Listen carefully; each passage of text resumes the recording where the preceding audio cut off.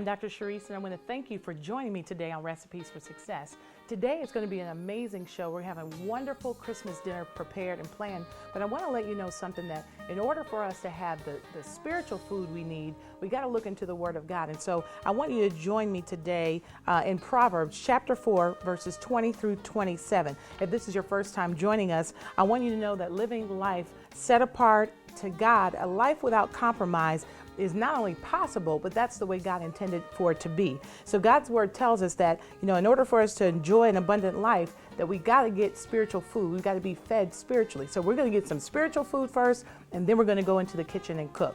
So the word today is in Proverbs 4, verses 20 through 27. I want to read it from the Message Bible because it's really awesome the way that this writer put it. It says, "Dear friend, listen well to my words. Tune your ears to my voice. Keep your message in plain view. Keep my message in plain view at all times. Concentrate, learn it by heart. Those who discover these words live, really live, body, soul, and spirit. They're bursting with health. Keep vigilant watch over your heart. That's where life starts. Don't talk out of both sides of your mouth, and avoid careless banter, white lies, and gossip. Keep your eyes straight ahead. Ignore all sideshow distractions. Watch your step, and the road will stretch out smooth before you.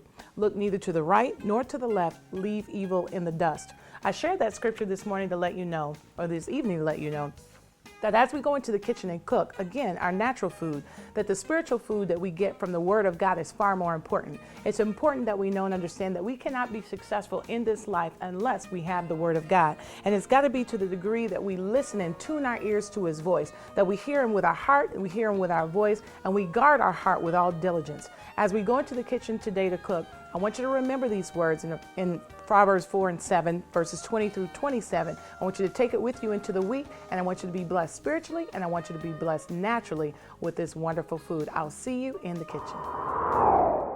We are having an amazing Christmas dinner today, and we're going to start our dinner portion out with our lasagna rolls. Now, we just made our desserts. Our desserts are in the oven. Usually when I cook, I start out by doing the desserts first, getting those out of the way, and going ahead and starting with the main course. Now today we're going to have lasagna, and we're going to have lasagna rolls. We're just going to roll them up. It's a very, very simple recipe, but they're vegetarian lasagna rolls. You'll be surprised at how awesome these lasagna rolls are without meat. We're going to use mushrooms instead of the meat. I know you may say, I don't like mushrooms, but I'm telling you, the way that we cook them, it will taste just like meat. So the first thing that we're going to do is we're going to get those mushrooms started, and then we're going to come back and make the filling. So let's go to the stove.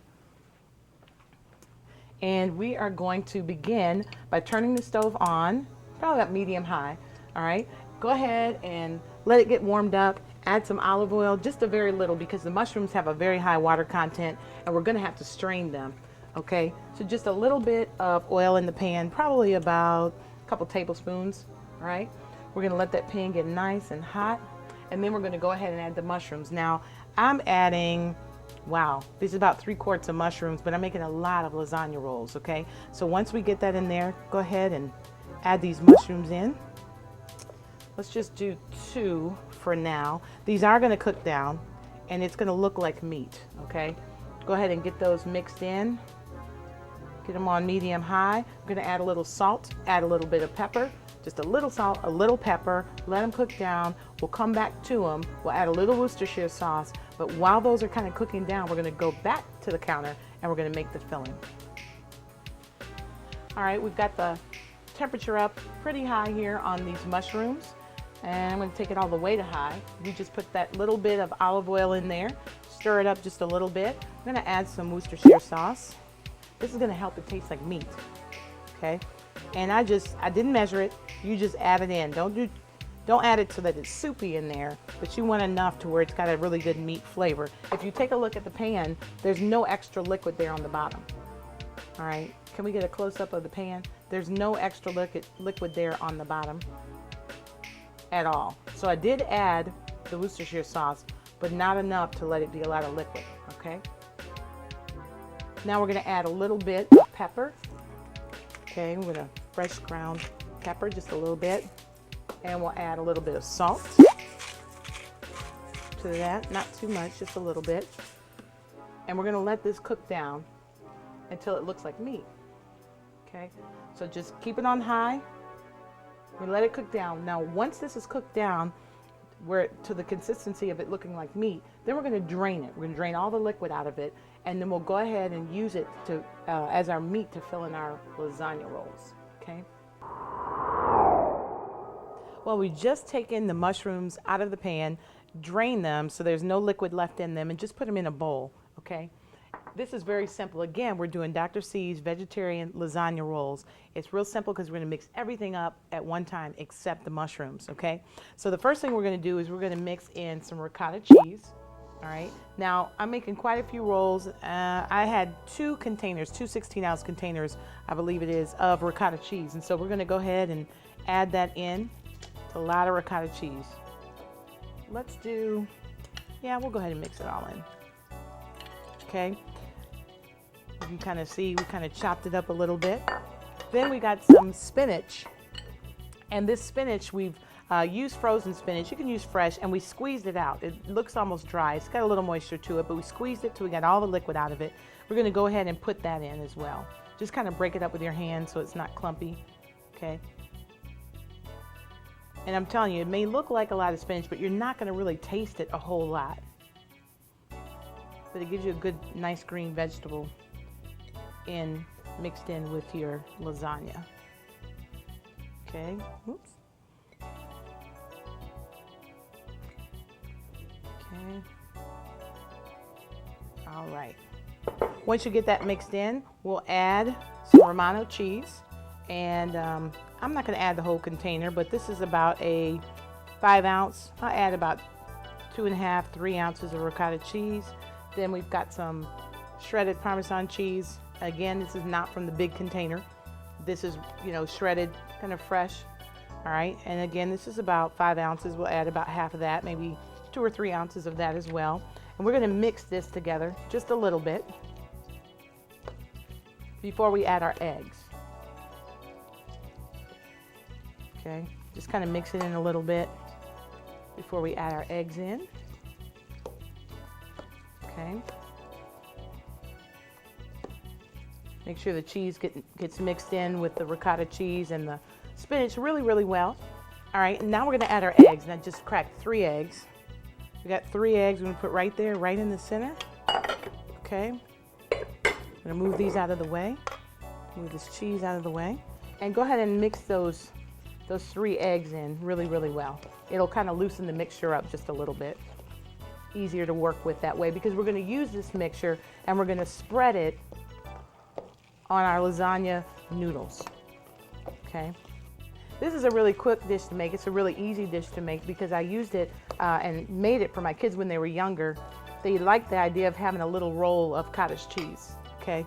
Actually I did use cottage cheese, but a little bit of roll of this mixture in with their lasagna. You can use cottage cheese. If you do, I like to use the small curd cottage cheese instead of the ricotta, just in case you can't find it, okay? So this is our Italian blend cheese. We're gonna save this for when they're completely finished cooking. But what we wanna do is go ahead and find your lasagna noodles, whatever kind you wanna use in the store, boil them to the package directions, say like al dente.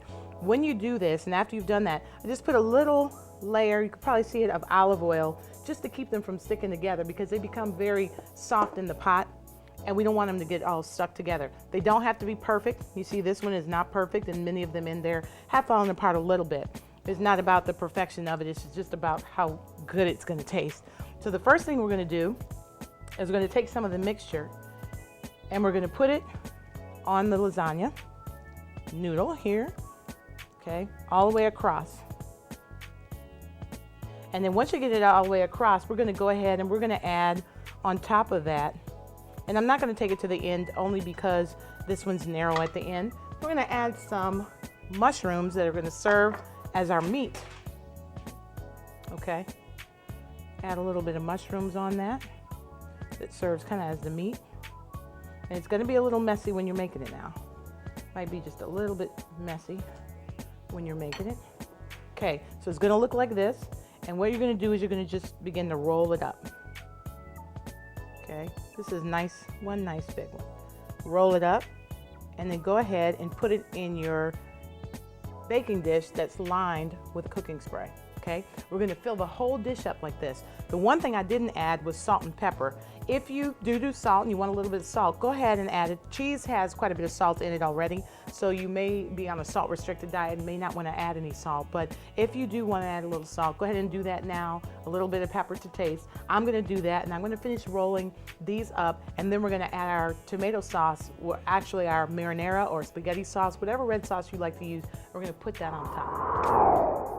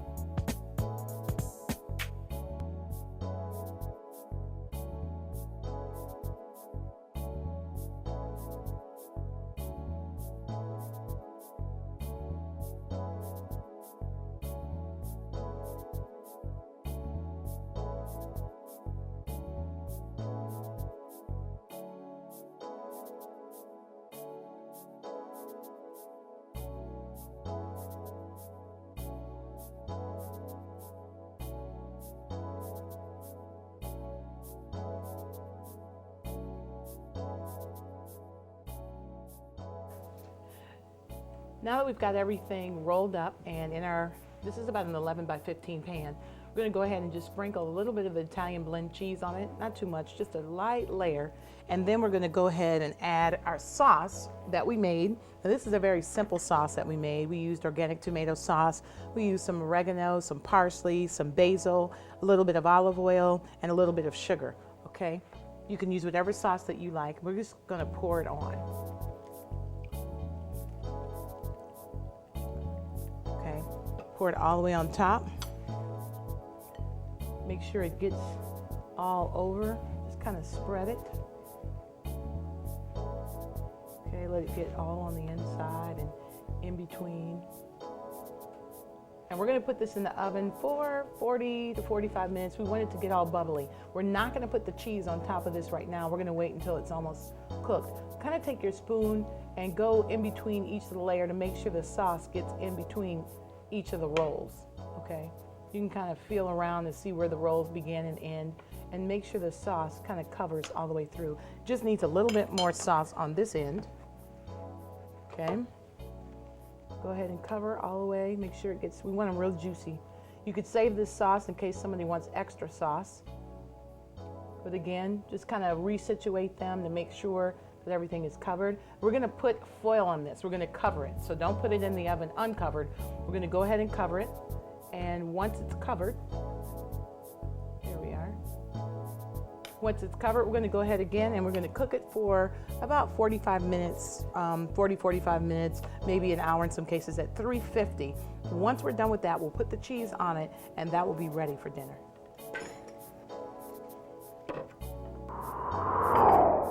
All right, well, our lasagna rolls, I believe, are ready. We would check on those. We'll take them out because we're going to add our cheese now. I'm kind of standing back because I think I put so much sauce, it may have come out over the top just a little bit. Let's close that up for just a minute. We don't want to turn the oven off, but let's go ahead and take the foil off. And they're nice and hot.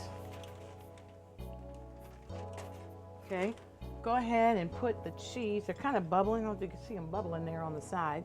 Go go ahead and put some cheese on top of that. We're going to let it melt, put it back in the oven. All right, once we put it back in the oven, once the cheese is totally melted on it, then we'll have a nice, wonderful, delicious lasagna rolls ready for our Christmas dinner. Well, I am very excited to introduce someone very special. This is Miss Curry, and Miss Curry makes the best greens on the planet. Yes, you do. And let me tell you, thank you.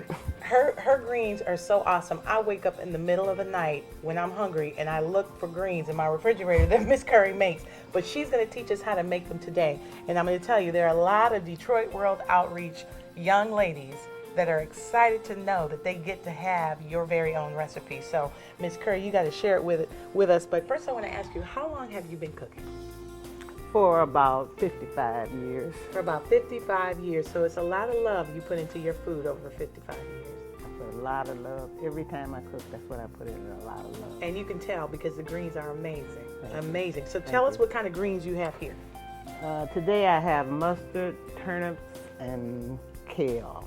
Okay, mustard, turnips, and kale. And so we are going to, tell us how you clean them, because it's important to clean things. Well, I pull or either take a knife, and if the stems on them are really large, I take them off. A lot of people like the stem of greens. I only like a small amount of them in my greens.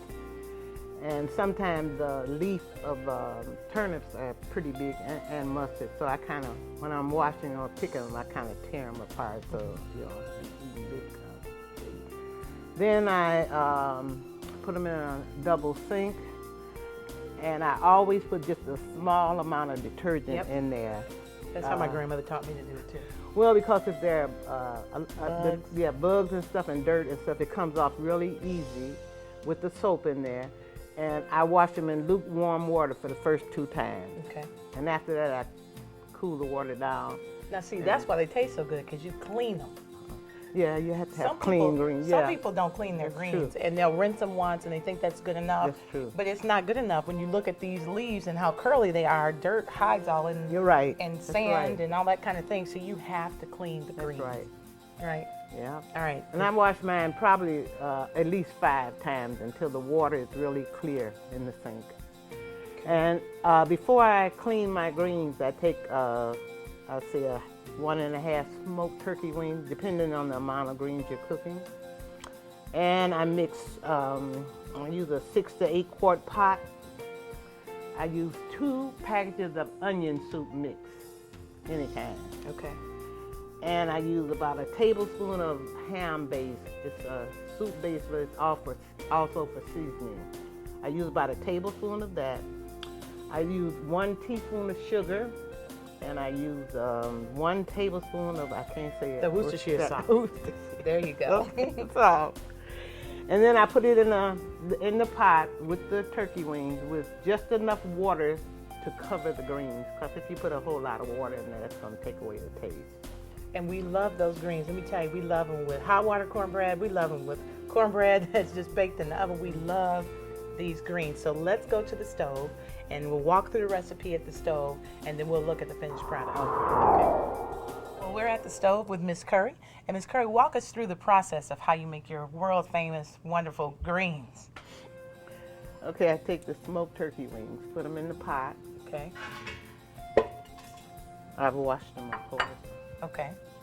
Put water in there, just enough to cover the wings. Okay, and we got the super duper supernatural pot. So that's the big family pot of greens that we're making here.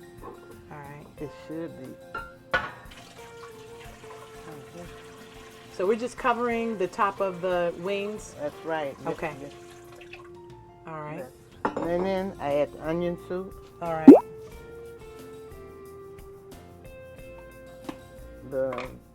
That's the ham stock. Okay. The sugar. All right. And the Worcestershire sauce. And the Worcestershire sauce. That's okay. All right. And I turn it on high. Okay. Yep. This one. Turn it on high just for it to come to a boil. Okay. I put the top on it too. All righty. Okay. I put the top on it. It comes to a boil. Okay. And I stir it also. Okay, so we'll get you a spoon to stir that. And while we stir it and it's mixing, how long do we cook that? Until the turkey is tender. Till the turkey is tender? Until the turkey is tender. Okay. And I just kind of poke around. Yeah, and see if it's tender. And usually how long does that take? About 25 minutes. About 25 minutes? Yeah. Okay. Now you told me something else that you do with it before we add the greens in it. We don't have time because we were on TV time, so we're not going to do it at this time. But when we make it at home, and when our viewers make it at home, they're going to take the skin off. After it cooks. For 25 minutes. You take it, let it cool off because it's pretty hot. It's hard to pull the skin off while it's really hot. Okay. Let it cool off some. Okay. And pull the skin off and put it back in the pot. Okay. And that's when you add the greens. Okay. Very good. So when we add the greens, do we add more water to it? No we more leave water. The water. So it's not going to have a whole lot of water. It's not going to have a lot of water, and that's what you want. It's not going. You Okay, so can. I mean, if you like a lot of No, I like hot that liquor or concentrated, something. that concentrated flavor. Okay. You know what I'm saying? All right, so we're going to get a spoon. We're going to mix this up, and then we'll be right back and add the greens. Okay, Miss Curry, so now what we've done is we're letting the turkey wings, the smoked turkey wings, boil.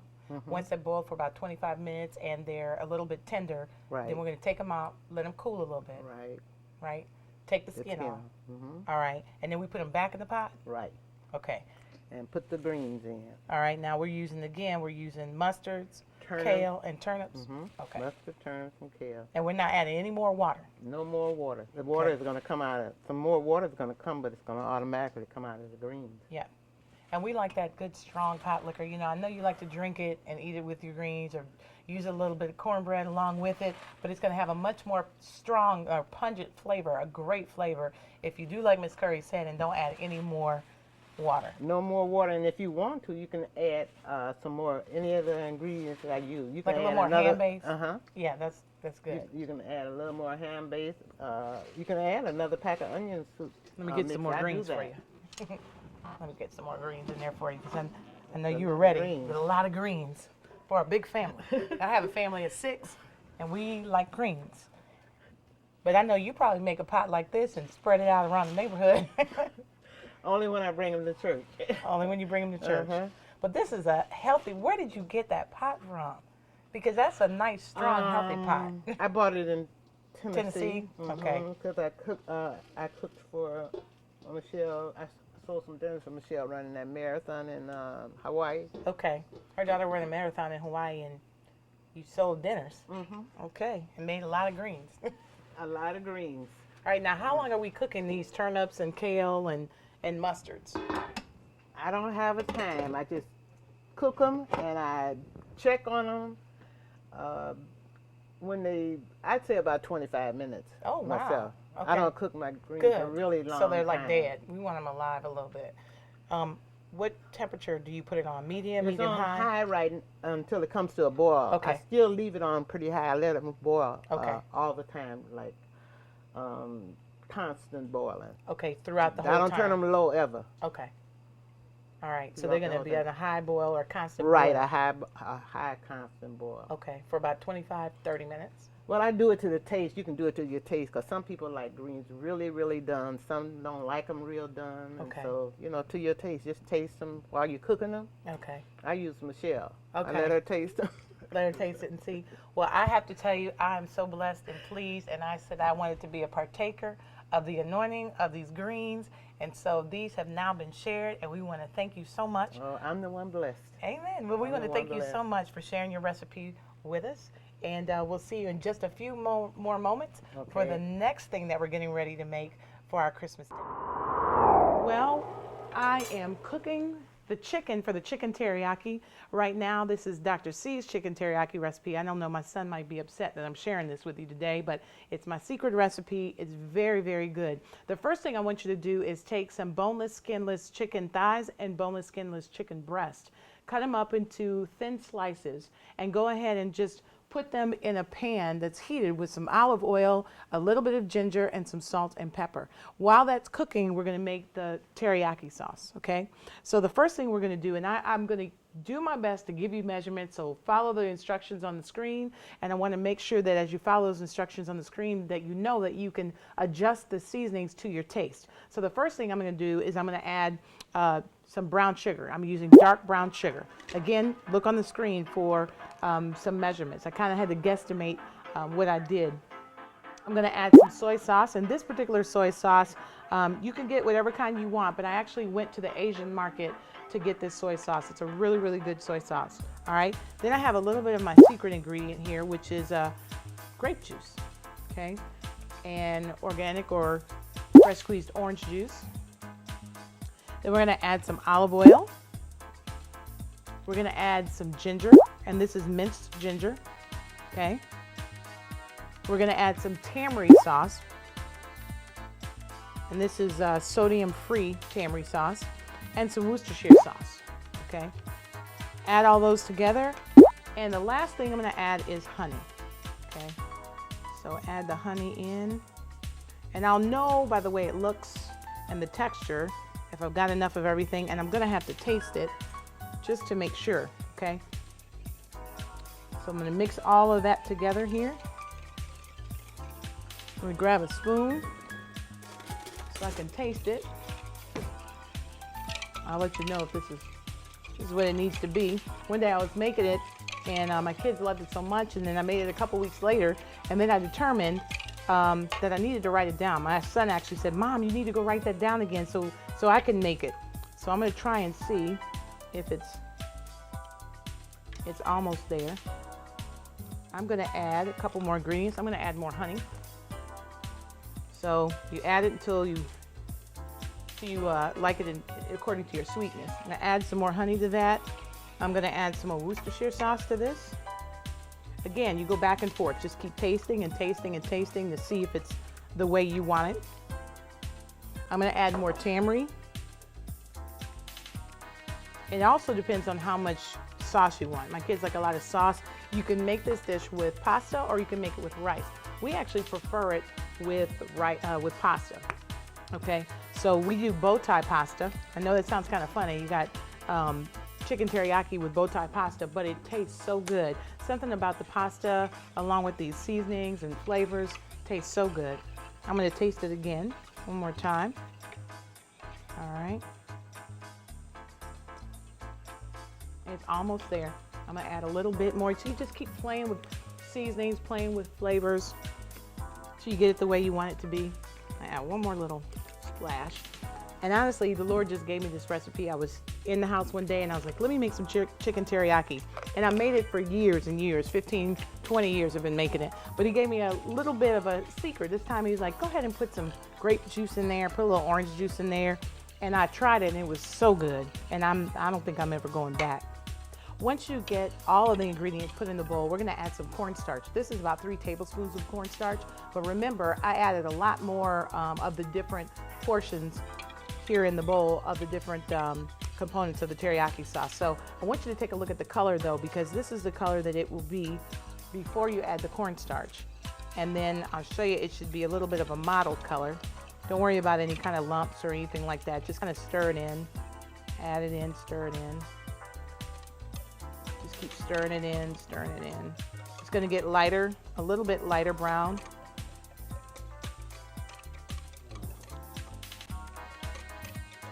Okay, I'm going to add some more. I think I'm going to add it all in. Can't hurt. There's going to be liquid from the chicken as well, so you really can't make it too thick. If you make it too thick and you need to thin it out, just add a little bit of chicken broth. Okay, see how it's a little bit more of a reddish brown color? It's not as dark as it was before. This is how we want it to be for the chicken teriyaki, and I'm just going to keep stirring until I get all the lumps out. I've got my broccoli over here that's been steamed. Sometimes I add carrots, but I steam the carrots first, and then the broccoli and the carrots are the last things that we're going to add to the chicken teriyaki. Our chicken is almost done. Once it's done, again, we're going to take it to the sink, we're going to drain it, saute some onions, saute some peppers, and then we're going to put everything all together. All right, well, the chicken is draining. We're going to go ahead and add our onions. You can add as many onions as you want. I think that's 2 or 3 onions. And we're going to add peppers, green peppers, red peppers, whatever kind of peppers you like. And we're going to saute these for probably just enough sauteing for them to be a little bit limp, okay? Once we get that together, we're going to add the chicken back in the pan. And then we're going to go ahead and add the soy sauce that we put some cornstarch in. We're gonna wait for it to thicken up, and then we're gonna add the broccoli, and if you have carrots, you can add those last. Okay, well, we've got the chicken added back in with the sauteed vegetables that are here. And now we're gonna go ahead and we're gonna add our mixture right on top of that. Okay, it's gonna thicken up pretty quickly. And remember, if it gets too thick too quickly, all we need to do is add a little bit of chicken broth. Or you can go back to the drawing board and make a little bit more sauce to go with that. Okay.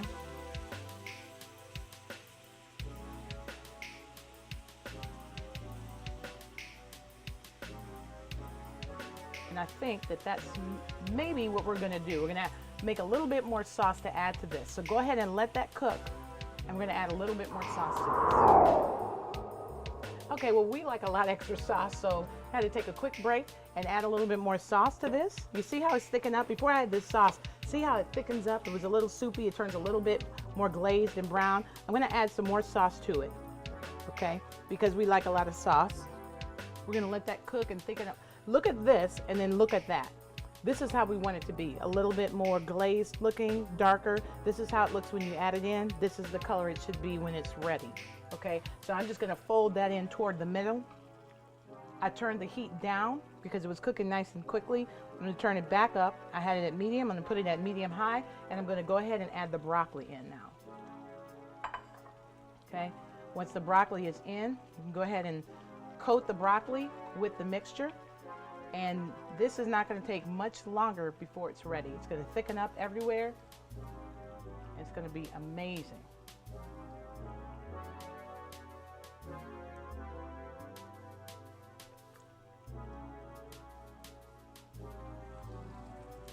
See how quickly that got ready? Very, very quickly. Okay, so we're going to push all that broccoli down in there, let it cook, let the flavors and the seasonings fold in. And don't forget, you can make it, sometimes I make it with broccoli, just with broccoli, add it on top, and then sometimes I add carrots. Again, steam it just a little bit.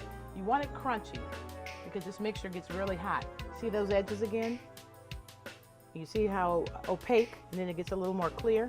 You want to just keep folding it to the center.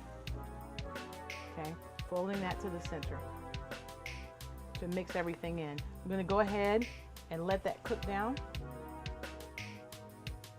Turn it back down to medium, let it cook for about 5 more minutes, and it will be ready. Thanks for joining me back in the kitchen, and this day we're going to make some exciting desserts. These are our Christmas desserts. We're going to make sweet potato pie. We are going to make caramel pecan brownies. So let's get started on our first recipe. This is our sweet potato pie. Now this recipe I got, it was really interesting. I got it from an old cookbook that I had, and it's a cookbook that used to be Mary McLeod Bethune's sweet potato pie. So this is her recipe. The first thing we're going to do is we're going to bake. I like to bake the sweet potatoes as opposed to boil them or anything like that because they keep their flavor a lot better. We're going to bake the sweet potatoes until they're totally done. Take all of the skin off of them. You take all the little brown pieces and things like that off, and then go ahead and let them totally cool. Once they're cool, we're going to put them in our mixer. Actually, I think I'm going to take this off. It'll work a lot better. And we're going to go ahead and put all over. This is 9 sweet potatoes. This is going to make 3 pies, okay? So we're going to do 9 sweet potatoes. And I use the jewel yams. These are organic jewel yams. So they're not sweet potatoes. It's sweet potato pie, but I'm actually using yams, okay? I just like the flavor better, and they're not as starchy, okay? So we're gonna go ahead, put these in. I'm gonna attach your mixing bowl on. You could do them by hand if you wanted to, but I like to use the mixer. I can get it mixed in a lot better, all right? I'm gonna push this down. Go ahead and put this on. These are really stiff sweet potatoes. All right, and we're gonna mix these until they're really soft.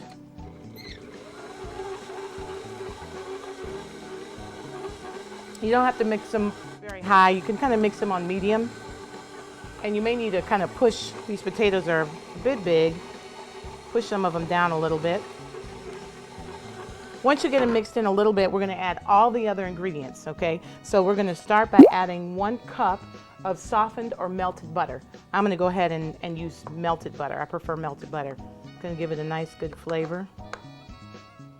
And I like to use all the butter that's in here, so we're going to use the spatula to get all the butter out. Okay.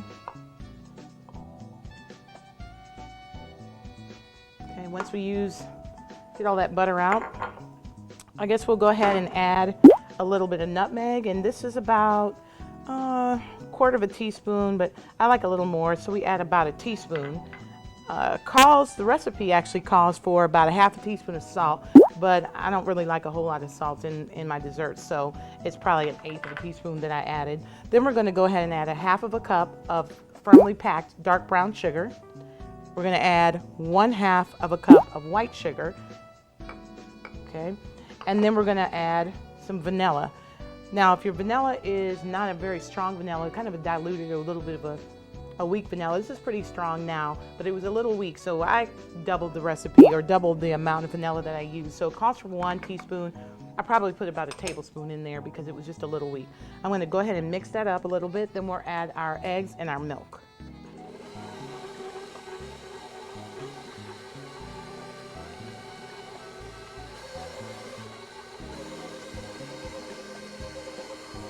We just want to get it all mixed in there as well as we can. Okay, that's good. Now you're going to make sure that you get 3 deep dish pie crusts. I never use the regular pie crust, and if I'm not making them from scratch, I'll just buy them and I'll use a deep dish. It just works better. Nothing runs over, even if you don't fill them all the way up to the top. All right, so I'm going to add 3 eggs that are beaten very well. We're going to add those in. That kind of makes it fluffy and light, so it's not very heavy. And then we're going to go ahead and add our milk. This is 2 cups of milk. Okay, we're going to go ahead and mix in the eggs and then slowly add the milk.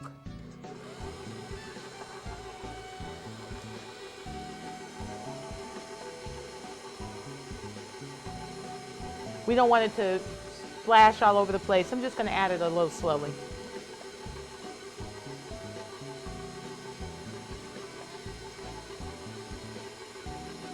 Now remember, you can season it to taste. If it's not tasted, if it's not sweet enough, and you want to taste it probably before you add the eggs in. But if it's not sweet enough, go ahead and add more sugar. If you like brown sugar, add more brown sugar.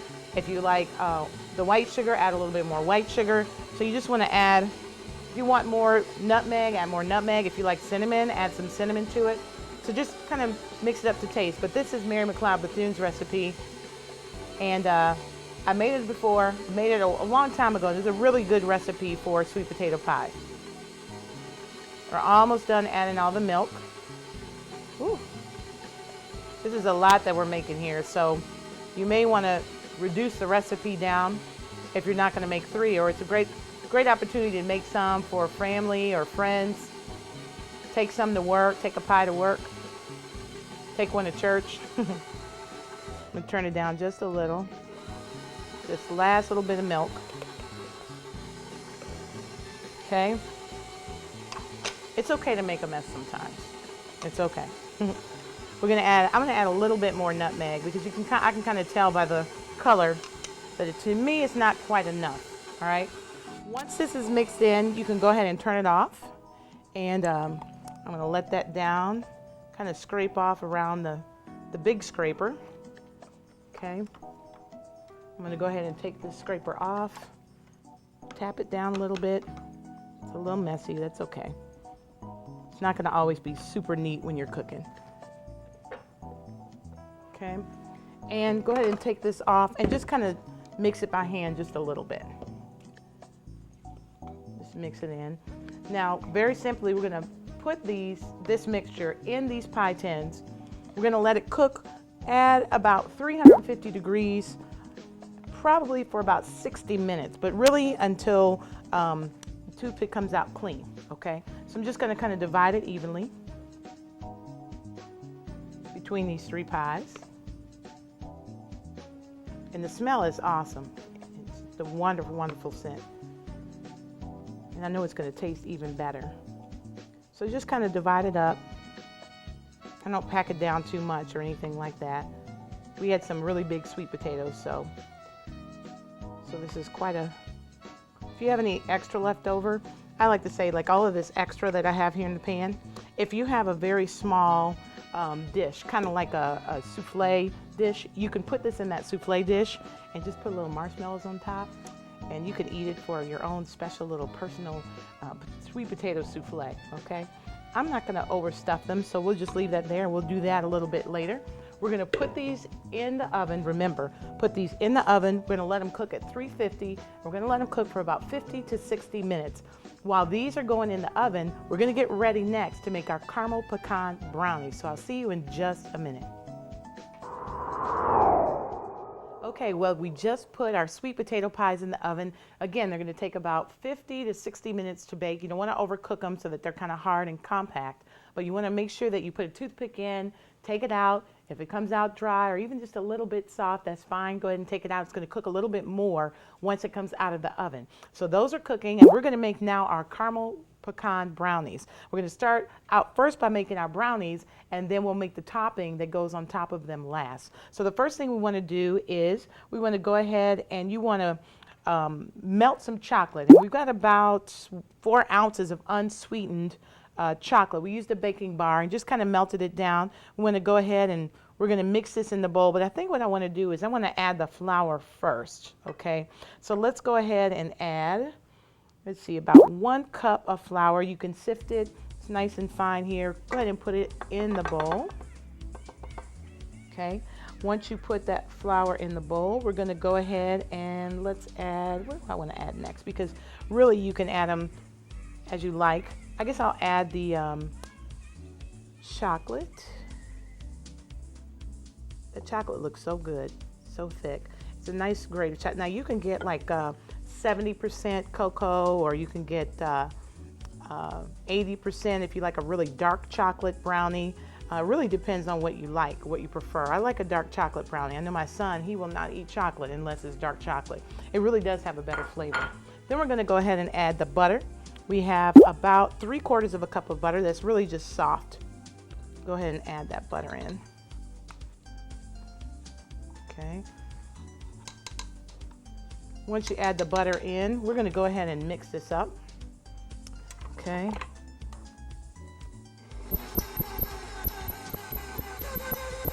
We're going to mix that up for a little bit, and while that's mixing, go ahead and get your other ingredients together, because we're going to start to add the sugar in very slowly. We've got here about 2 cups of sugar. So we're going to add this 2 cups of sugar in, and we have 4 large eggs. All right, so we're going to kind of go back and forth with adding the sugar and the eggs in. This mixture, if you can see it, it's almost like doughy. Let me see if you can take a look at that. It's kind of got like a dough look to it. Let me see if I can get it out. I'll use this one. Kind of like a, see that? It's kind of thick, like a dough kind of consistency. All right, you just scrape that back there. You don't want to taste that. This is bitter right now. All right, so let's go ahead and lift this back up, mix it in, and we're going to add, while it's stirring, a little bit of sugar. This is 2 cups of sugar. We're going to go ahead and add sugar, let that mix in, and then we're going to go ahead and add some eggs. Let those mix in. And they're just going to go back and forth with the sugar and the eggs, okay? Meanwhile, while that's mixing in, make sure you get a 9x13 dish. You can get a metal pan, you can get a glass dish. Just spray it lightly with some cooking spray. You can either flour it, or you don't have to flour it. It'll still release properly, okay? I'm going to go ahead and add sugar, and then the eggs, and then one more time with the sugar and the eggs, and we should be done with that.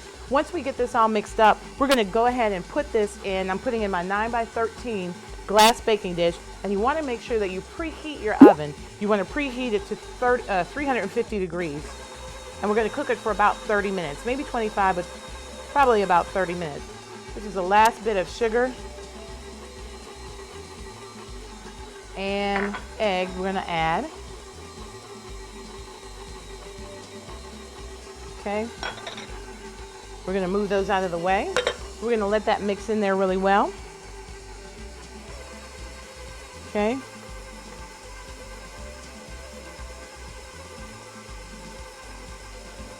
All right, once that's mixed really, really well, we're gonna, like I said, pour it in here. Gonna put it in the oven on 350. Once we get this in the oven on 350 for 30 minutes, then we're gonna come back and we're gonna make the topping. The topping is gonna be a homemade caramel, and we're gonna drizzle some pecans on top, because remember, this is our caramel pecan brownies. So I'll see you as soon as these brownies get back out of the oven. I'll see you to make the topping.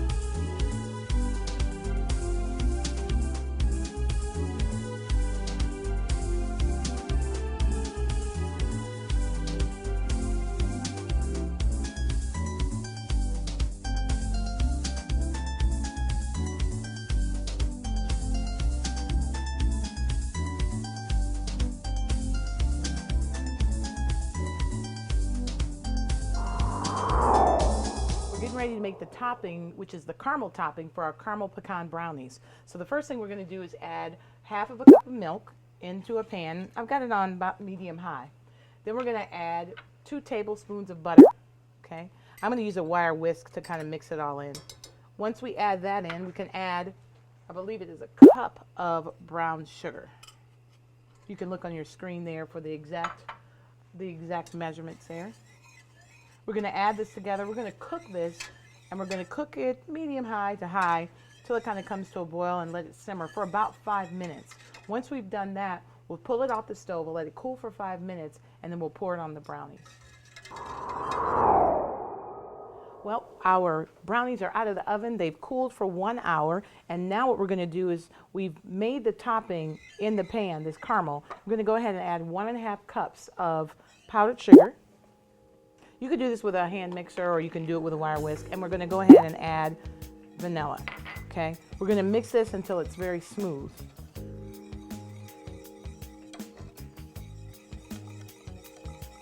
It might take a little longer doing it by hand as opposed to doing it with a mixer. But we're going to go ahead and just mix it so there are no lumps in it at all.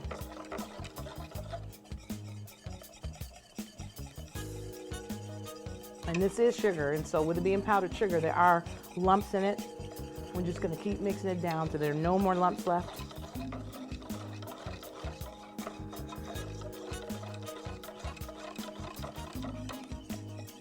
Now this is one way you can make caramel. There are many other ways that you can make caramel, but this is one that I saw on a really great recipe.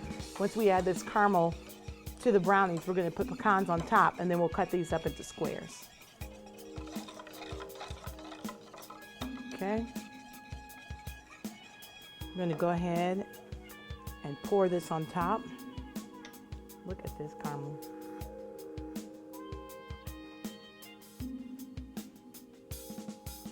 We want all the edges covered, totally covered with caramel.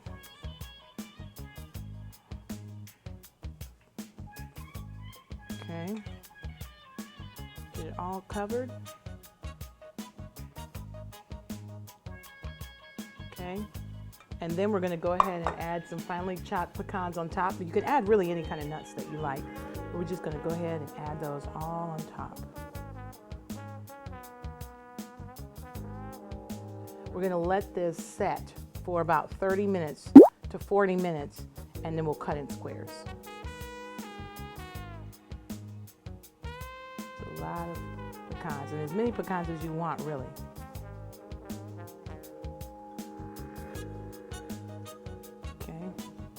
Add some more, make sure they're really coated.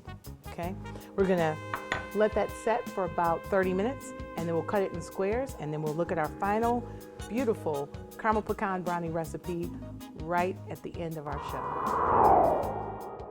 Well, I had a wonderful time in the kitchen, and I hope you did too. I hope you had a chance to get out your paper, your pen, and write down the recipes. But if you didn't, you can go to dwo.org. You can watch on demand the videos of what you've just seen on the show, and you can also download the recipes. Every recipe that we cooked today, you can download that recipe and make at home. Now, don't forget, as we made these recipes today, I want you to remember Proverbs 4.